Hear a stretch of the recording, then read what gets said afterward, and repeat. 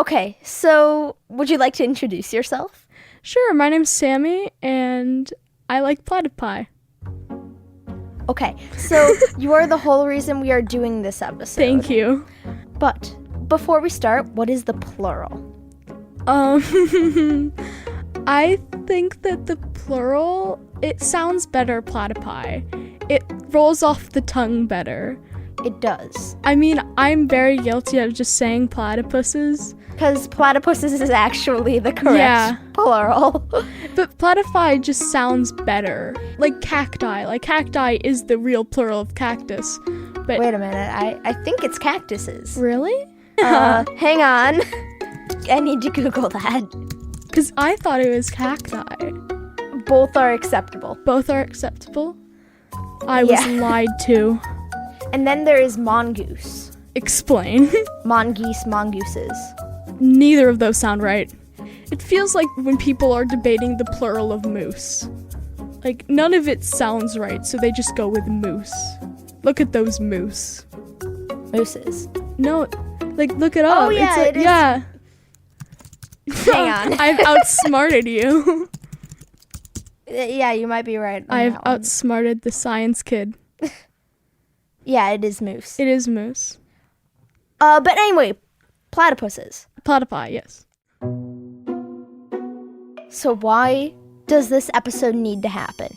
It needs to happen because, like, I remember hearing about it one time on, like, a different podcast, but it was, like, a slight mention of how weird it is as an animal, and I was immediately, like, just obsessed with it. And I felt like the world needed to know more about the mysterious platypuses. And you have a podcast, so. And how did this obsession develop from there? Well, I started, like, looking things up online about them, and I was like, how does this exist? Like, they're just very confusing, but also very interesting, and they just behave interestingly, and Explain. they move weird to me. I'm not sure if it's just me, but they kind of look weird when they move. But also, it's just like their anatomy. I think it's awesome. And Because, I mean... yeah. They're mammals, but they lay eggs, which is very confusing. Mm-hmm. Like, you can see where it evolved, but it's a mess. It's like if you gave a 3-year-old the power to create any animal. I feel like they would create a platypus. Yeah, and I love that idea because scientists looking at the platypus, they were astounded at how a species like that could evolve. This is Frank Grützner. In fact, the first specimens that were sent to England, the leading zoologists were suspicious that this was actually real. They thought the beak was stitched basically onto some other water rat or something. So they thought it was in fact a hoax. And apparently there's still scratch marks on the beaks of some of the preserved specimens at the Natural History Museum in London, where they were trying to take the beaks off. So people that had learned a lot about zoology, they were just very confused about this animal. And that's been ongoing with a lot of the aspects of their biology. And I think the fascinating thing is now that we look at things on the molecular level, look at their genetics and their physiology, it's just as surprising. Okay, alright, so let's back up for a second. So, could you introduce yourself to the listeners, please? So my name is Frank Grützner. I'm a professor in genetics at the University of Adelaide.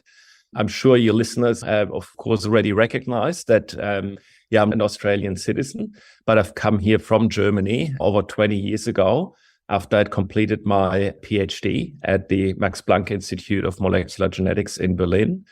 And as an evolutionary biologist, Australia is a really amazing place because of the different species. And I've always been fascinated studying the genetics of diverse species. And I've worked on primates, on fish, on birds. And since coming to Australia, I've really got fascinated with the egg-laying platypus and echidna. And so I'm guessing that most of our listeners here at least have heard of a platypus before. But for those who don't know what an echidna is, What is it, and how did you first learn about the species? Yeah, so maybe if we just sort of go back a little bit. So if we look at the mammals, we can basically distinguish three main lineages of mammals. One group of mammals that we belong to, and mice and dogs and cows, are often referred to as placental mammals. Then there is a second major lineage, which are the marsupials. There is some marsupials in South America, but mostly they're known to be in Australia, and that's your koalas, wombats, and of course all the kangaroos. So these are the marsupials. And a lot of people don't realize that there's a third major lineage of mammals, which are the monotremes. And that's the so-called egg-laying mammals, which sounds like a contradiction in terms, because mammals from all three lineages share that they have fur and they produce milk, but monotremes also lay eggs. And that unique group of mammals includes the platypus and the echidna. So, are there any other species of egg-laying mammals? So the platypus and the echidna are the two main groups. And then there's, in the echidna lineage, there's the long-beaked echidna, and then there's the short-beaked echidna. So the long-beaked echidna is only found in Papua New Guinea. Historically, it was also in Australia, but it's extinct. And now the long-beaked echidna is critically endangered, but it still exists in Papua New Guinea. The short-beaked echidna is in Papua New Guinea, but also found all over Australia. And then there's the platypus, and there's only one species of platypus. Historically, there has been other monotremes. So there's a giant platypus and some other species. There's less fossil data on the echidna, but basically the surviving species or lineages include the platypuses and the echidnas, nothing else. So, what is some of the research that you've done or some of the field work that you've done, like relating to platypuses? Yeah. So initially, what we were really interested in is to look at the fascinating biology of the platypus on the molecular level. So really look at the DNA in their cells and look how they're organized. Now, in the case of platypus, there was something that has puzzled geneticists, which was their sex chromosome system. Okay, before we get to the platypus, first let's break down how sex chromosomes work in humans. So, you know that our cells contain DNA. And that DNA is really the instructions to build the cells that ultimately build our bodies. And that instruction set includes a pair of sex chromosomes in each cell, one from each parent.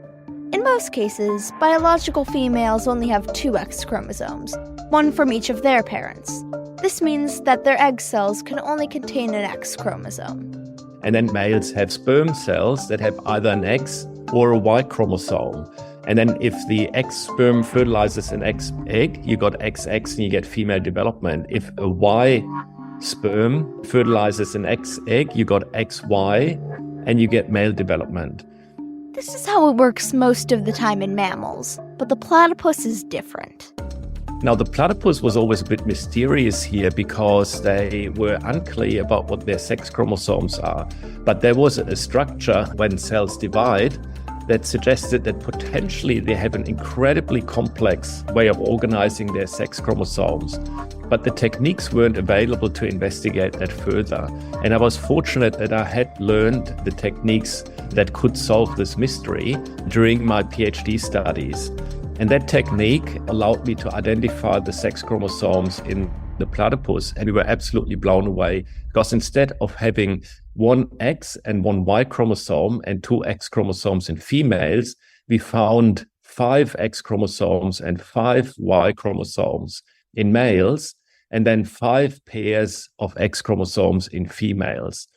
So that's an incredibly complex sex chromosome system that is really unprecedented in mammals. But the other thing that we found when we looked at the individual genes, little bits of DNA on these sex chromosomes, we again were extremely surprised to find that they're not the same genetic code on the X chromosomes in the platypus that's on the X chromosome in humans, for example. but there was DNA that was corresponding to the chromosome in chickens. So finding similarity between platypus sex chromosomes and chicken sex chromosomes was totally new. And this discovery, well, like most discoveries, it led to a lot more questions. Yeah, so that raised some serious questions about the evolution of sex chromosomes in mammals.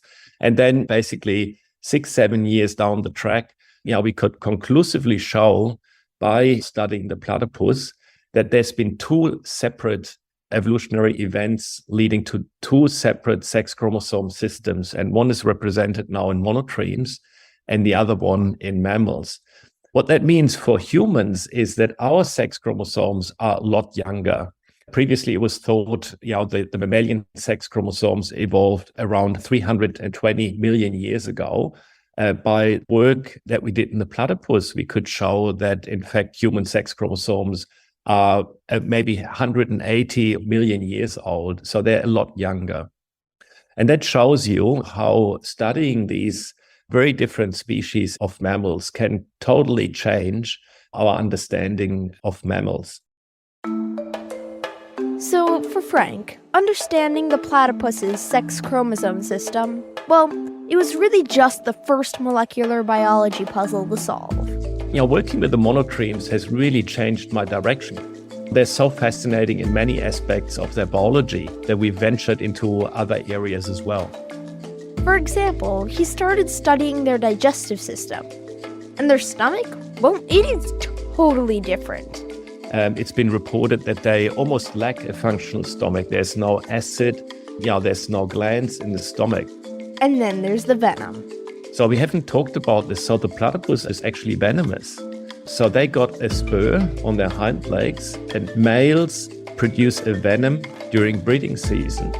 Now, venom is a very complex secretion. There's hundreds of molecules in there, but they're very powerful because venom usually has a really important role, either finding and killing or incapacitating your prey or defending yourself. In the platypus, the venom probably has a role during breeding season, with males competing with each other. And here's where things start getting really cool. All of these discoveries could lead to new treatments for a disease that impacts over 37 million Americans. Yeah, it's an incredible story. I love to talk about it. It's so weird and wonderful. And that disease is diabetes. Yeah, what happens in diabetes is generally if we have a meal, for example, I just had breakfast, I will secrete a hormone from my gut, and that hormone will go into my bloodstream, and it will tell certain cells in the pancreas to release insulin, which then will lower my blood sugar. And that's an absolutely fundamental mechanism in metabolic control, which we really use all the time without knowing about it. Now, this hormone that's secreted from the gut after a meal gets broken down very quickly. So it's maybe only active for about 3 minutes and then it's gone. Now, in diabetes, your body doesn't respond to the insulin in the same way. So that short stimulus isn't enough to regulate your blood sugar. And having high blood sugar is really bad for your health. So it's absolutely essential for humans to operate normally, to have that blood sugar regulation intact. So in diabetes, one of the main treatment options is to basically inject this hormone that's been developed to be more stable, so it doesn't get inactivated that quickly. And it's really interesting because one of the leading drugs was actually developed based on a discovery of a molecule in the Gila monster, which is a South American reptile. And it was discovered in its venom.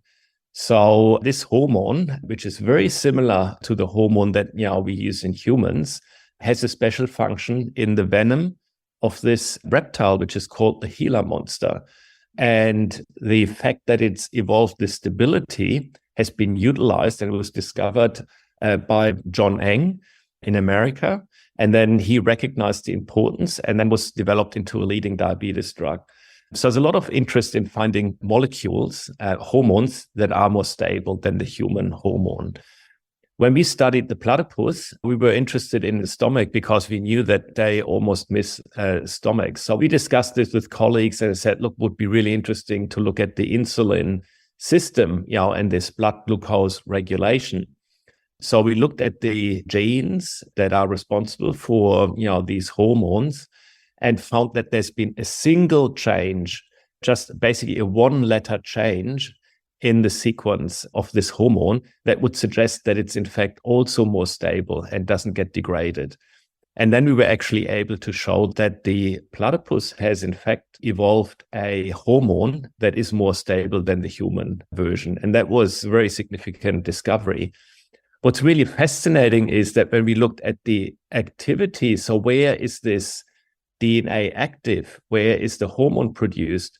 We found that it's not only produced in the gut where you expect it, but also in the venom. So we don't know what the function of this hormone is in venom. Also in the Gila monster, a similar molecule is expressed or is active in the venom. So what we think happened is that this molecule that's used normally for insulin and blood sugar regulation has evolved two functions in the platypus. One is in the gut and one is in the venom. And its evolution in venom allowed it to establish changes that make it more stable. And there's also some other small changes that we're interested in. But that stability makes it interesting in the diabetes context. And we've received some funding to see whether it can inform treatment of metabolic diseases. So that was a really unexpected discovery. And it's really the start of a very long process. But I think it just illustrates that studying species that seem to be very distant, for example, from humans and peculiar in their biology, can be actually quite informative for human medicine. Wow, that's really amazing. And that's also why it's important to remember that these animals are starting to go extinct. And we're learning so much from platypuses and from the echidnas. And if they all disappear, what do we end up losing? For me personally, it's always, what are we doing to preserve these animals? I think we're really privileged to have these animals in the Australian landscape. And in a way, I feel like we're the custodians of these last surviving egg-laying mammals. So a really important responsibility. It's very concerning. We got pollution, we got habitat destruction, and there's actually still a lot of things that we don't understand about these species. And so we're constantly really trying to make sure that we do research, but also do the conservation work to make sure that we have these fascinating animals around for a long time to come. Well, all right. Thank you for being on the show. No, I love it. I think that's fantastic that you're doing this and bringing some of these fascinating species to your listeners. So, thanks for your really insightful questions. It was great to talk to you. Yeah, it was great to talk to you too. There you have it, folks. The show about science is complete. Thank you so much to Sammy. This episode wouldn't have been possible without your idea. And thank you to Frank, too, for being an amazing guest. Music on today's episode was from Descript and Epidemic Sound. Our theme music, as always, was composed by Jeff Dan and Teresa Brooks. All right, Dan, you can shut the recording off.